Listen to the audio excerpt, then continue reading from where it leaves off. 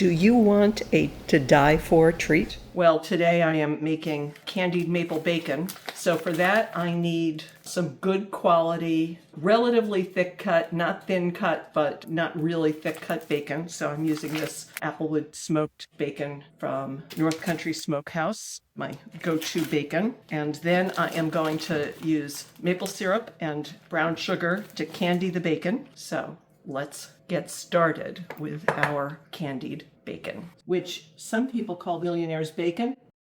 This takes about half an hour. I have my oven set for 375 degrees. You can do it faster if you want to, but you're gonna have to be really careful it doesn't burn. The first thing I'm gonna do is get my maple syrup and sugar mixture ready. I'm gonna use a 1/4 cup of maple syrup, and I am gonna mix it with a 1/4 cup of brown sugar. You can use just maple syrup if you want to. The sugar makes it a little crispier. I have my bacon here. Secret to bacon, if you want it to split up easily, is you can roll it. And I'm rolling it in a couple of different directions so that when I get the bacon out of the package, it'll separate easily. See how easily it separates now that I've rolled it first.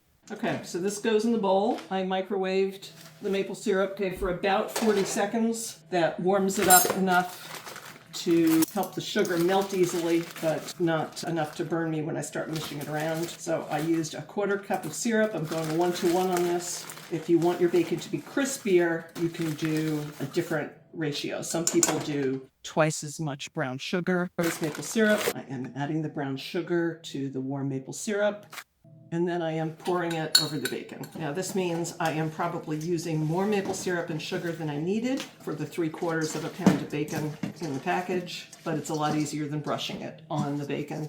I have a sheet pan here that has parchment paper on it, and I am going to put the bacon here. So you can see I have about a tablespoon left, so I could make more bacon if I want to. I'll set aside, and I am going to put this in the oven, and I'm going to set a timer to check it at 20 minutes. I want it to be nice and crispy brown, but the bacon is done. You can see it has crisped up beautifully. We are going to let it cool a little bit, but I can tell you it's awesome. I have just snuck a piece. The bacon is beautiful. It's going to cool for a few minutes.